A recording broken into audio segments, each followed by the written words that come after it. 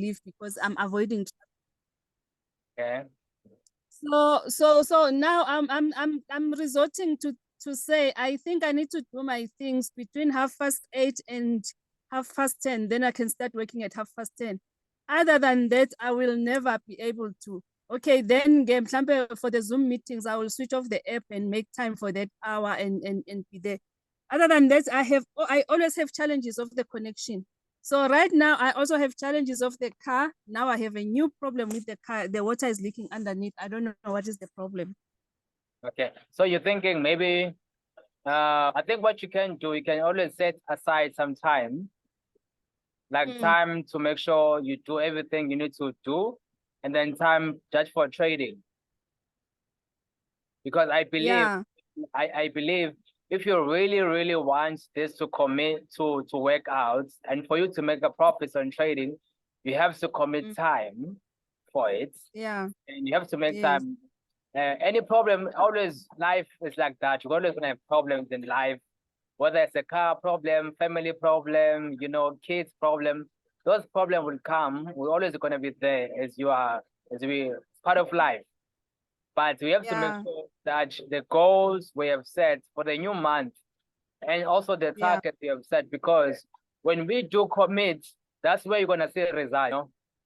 But then if you're gonna be focusing more on the challenges we are facing, you're not gonna see the results of whatever we are working on all the time. Yeah.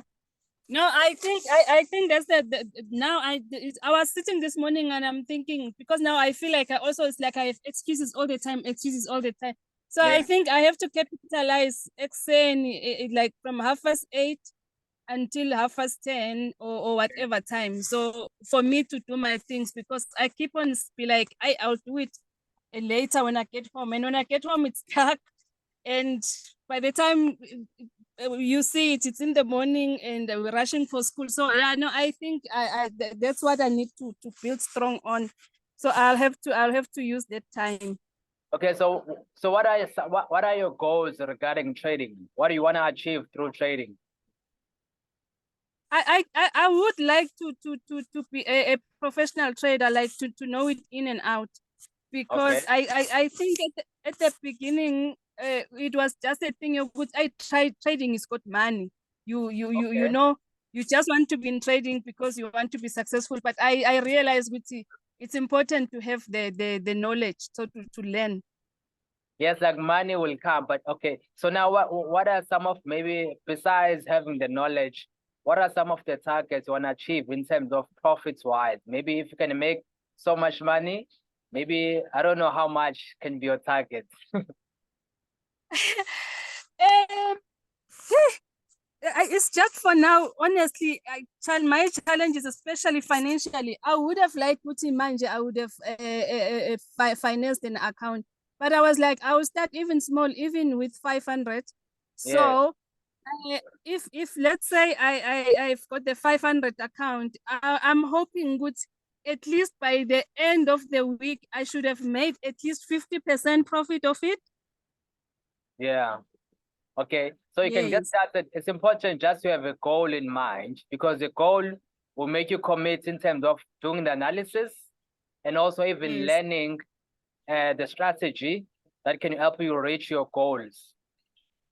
And with the 500 Rand, you can definitely achieve 50% of your profits each and every week if you are really committed. And so, because we give you the daily signals, so you can place trades on daily basis. We also give you analysis, just have a bit of an understanding and idea in terms of what we look for when we are trading. So let's just, I want just to take you through, you know, the targets thing we talk about. Okay, also, it's also important, once you know your goals and your targets, also to try and look at your calendar, you know, schedule the time, schedule even the how much effort you're willing to put in to reach that target. Okay. Yeah. Because you don't want, you want to make sure that everything that you need to survive, like your basics, are covered in terms of your monthly bills are paid for. So because we are now focused on making sure that trading It's not like when people used to think about it before, like it's a quick rich scheme. We want it to be another source of income that is stable. For it to be stable, it means you must be the professional trader. Cannot be stable unless you are consistent in terms of your trading, and also even your losses are always going to be smaller than your profits. So make sure your profits are bigger than your losses, which means it's not gonna only gonna be about your analysis. It's also going to be about your lot size, the risk management.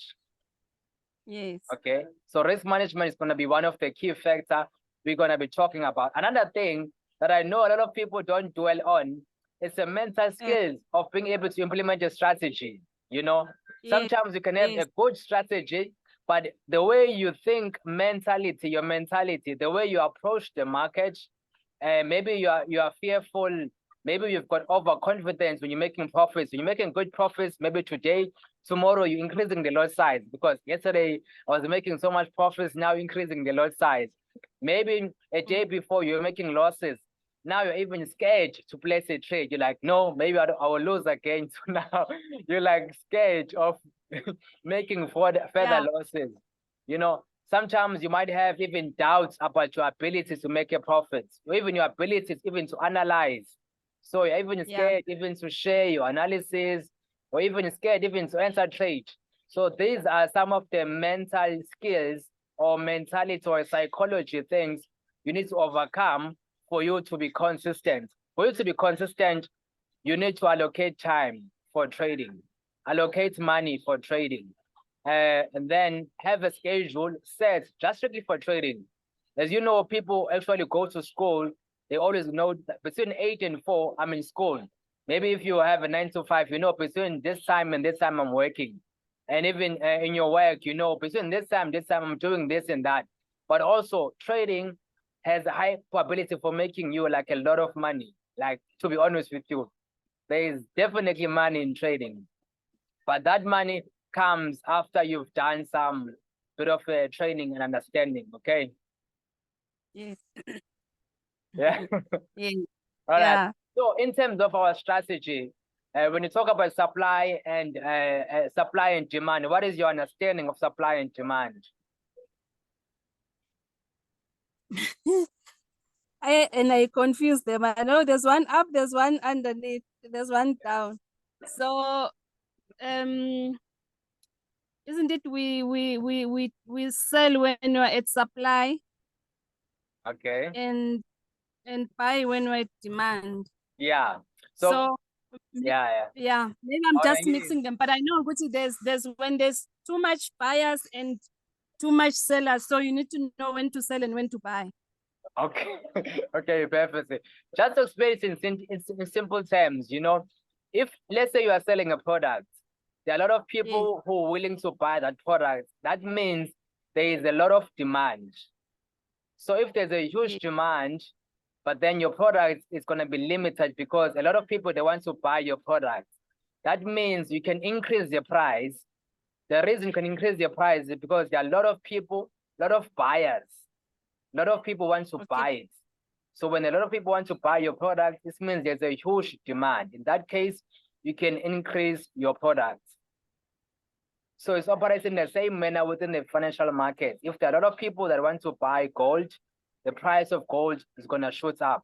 If there's a lot of people who are willing to buy the Nasdaq, also the price of Nasdaq is going to shoot up. If there's a huge demand of people want to buy US30, a lot of the price of US30 is going to go up. If there's a lot of people willing to buy maybe USD ZAR or USD JPY, it means the price of USD ZAR is going to go up. So in the demand zone, that's where we're looking for buying opportunities. Okay. And then when you talk about the supply, a supply, it means there are a lot of willing sellers. A lot of people, whatever you are selling, a lot of people are actually selling it.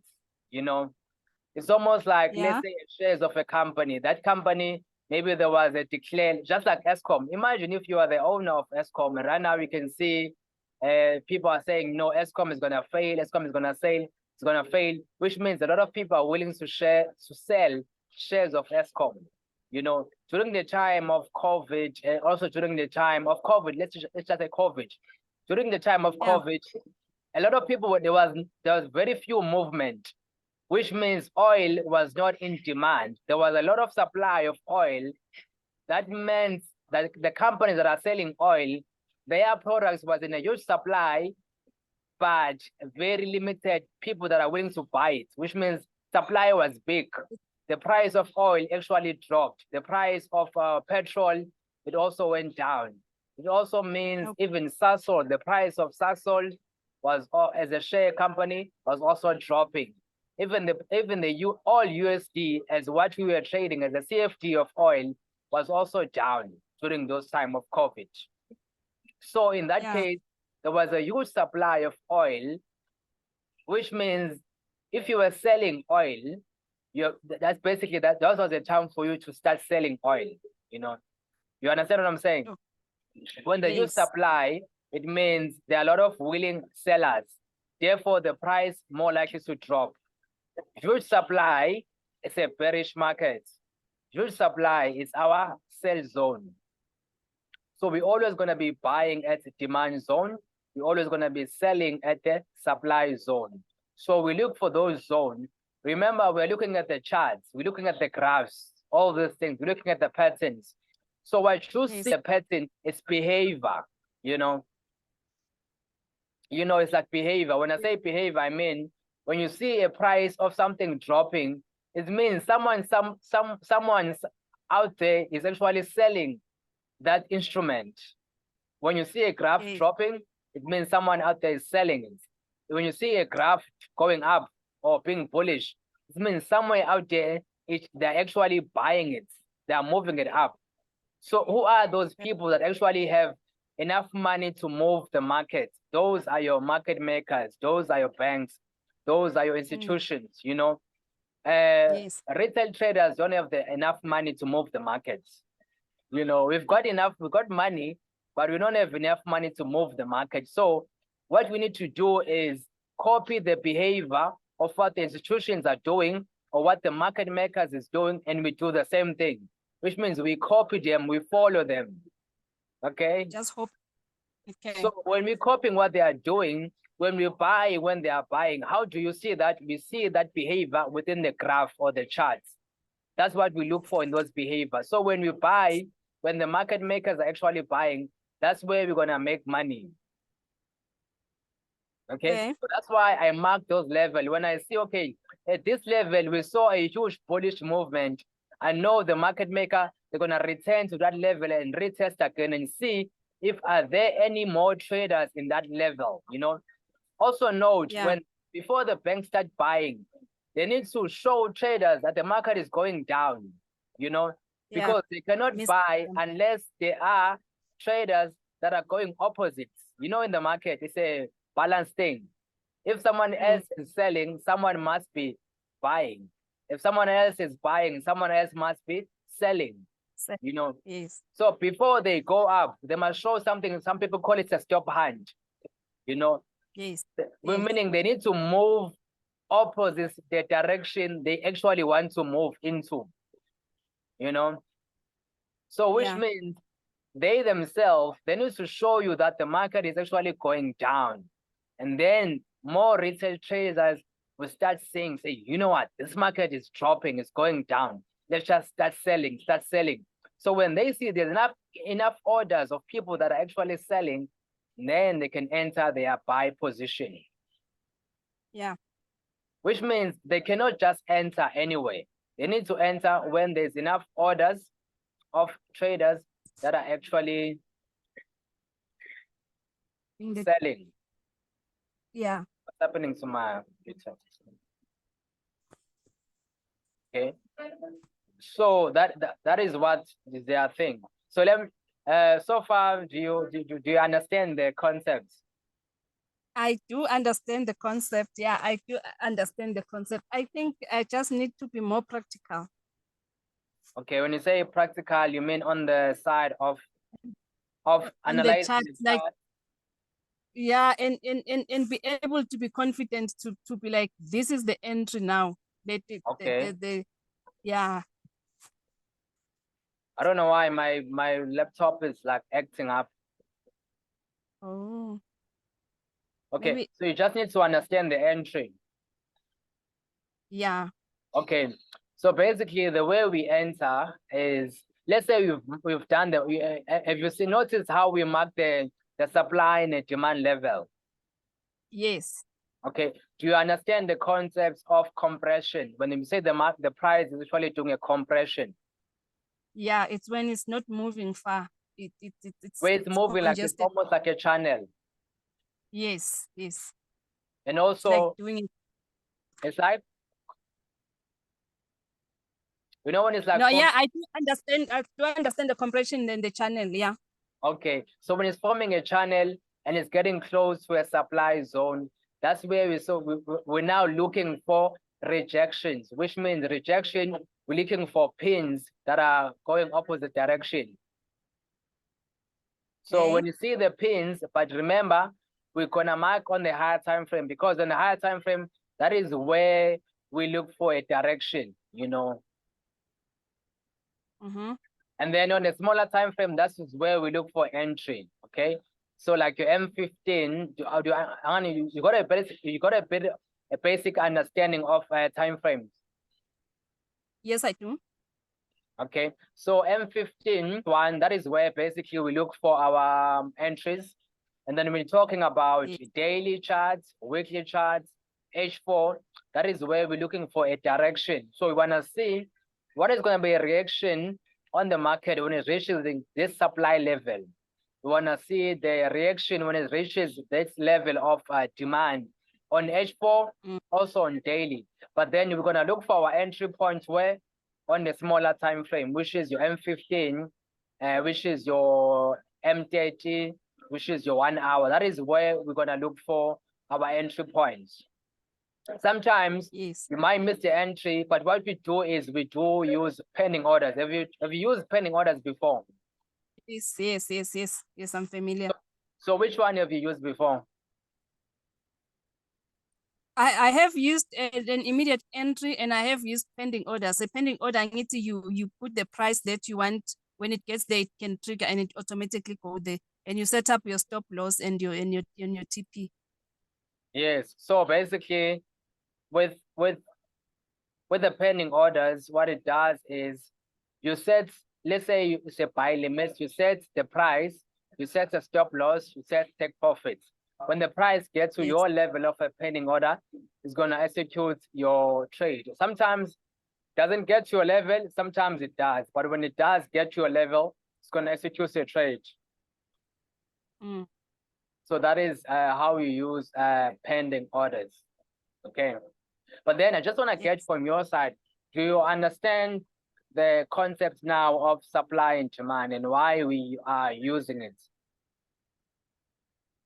Yes, I do. Yes, I do. Yeah, I do understand it. I do understand it. We buy at demand. So I guess we mark the important zones.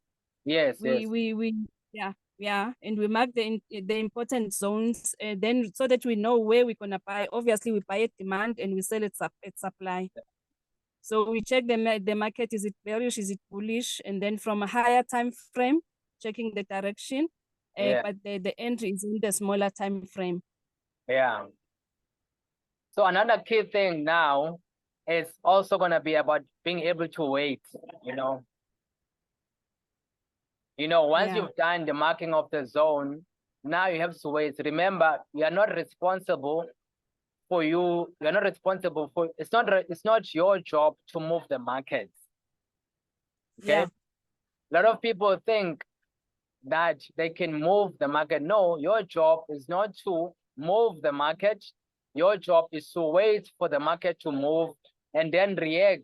Reaction means if you've just done your analysis and it's saying the market is gonna be bullish, maybe it's gonna go up, but then the market is not going up, you keep on going down. What you do is you adjust your approach, you adjust your action according to what the market is doing. Even though your analysis was telling you that the market is gonna go up, now you need to learn how to adjust your mind, because in school you were taught that there's a right answer and then there's a wrong answer, you know, two answers option. But now when it comes to the market, it's not about being right answer, but the wrong answer. It's about being able to adapt to the condition that the market is giving you. You know, sometimes you may mark that this is the level of demand, but the market will just shoot, maybe drop even very heavy. Why? Because in that zone, there were even more buyers below that level. Maybe there was a bigger demand, you know, below that level. That's why the market has to drop, which means you've done your analysis now. Now you have to watch what is the market is doing, and then you have to react to whatever scenario the market presents to you. Okay. Hello? Yes. I'm following. So, do you understand that concept? Yes, I do. You know, Yeah, the I'm concept of not following. trying so much to be right, you know, because a lot of people, they're trying to prove with you, I was right. It's because our system of education taught us that it was a reward for you to get right answers. Getting right answers, you will get marks, you will get even gold stars, you will get awards for getting the right answers. But when it comes to the market, understand that you can have even same person as you had before, but even the same person doesn't literally mean you're gonna get the same results. I get you. You get that? I get you. Yes. So which means basically anything can actually happen if you are looking at the market. Yeah. So all you need to do is just analyze the best that you can and wait for the market to go wherever it's going. So okay, yeah. So you analyze according to your strategy, mark your zones, watch the reaction on those zones. If it's rejecting and it's going your direction, obviously go according to analysis. But if it doesn't do that, then you react to whatever it is giving you back. Okay. Because you understand that it is not your responsibility to move the market. All you have to do is react to whatever the market is giving you in terms of the direction, also in terms of your expectation. Get you. Yeah. Okay, so in terms of our strategy, what sort of strategy have you learned before? Maybe you have studied before, or maybe have experience about them. Not much experience, but since because I'm on that group, Yabo Nation, they were doing a lot of triple M. Hey, but I realized I wasn't catching up very much, and so I didn't have a specific one. So but I felt like I like price action, you know, and then sometimes I would try and use indicators, but then again it gets messy. So that's why I decided I just want to follow one guy and just try and block the other news and just try and follow one strategy and make sure that I master it. Yeah. So you were learning the market maker method with indicators. Yeah, I did try to learn the market maker, but I think my biggest challenge has always been psychology. Mentally, I was never, because also when I came into Forex, I was desperate to make money very quick. I knew it's not a scam, but I didn't know how important or how tricky it is to learn, because I've went to different guys that are teaching something you do not understand, that I feel like they don't have a direct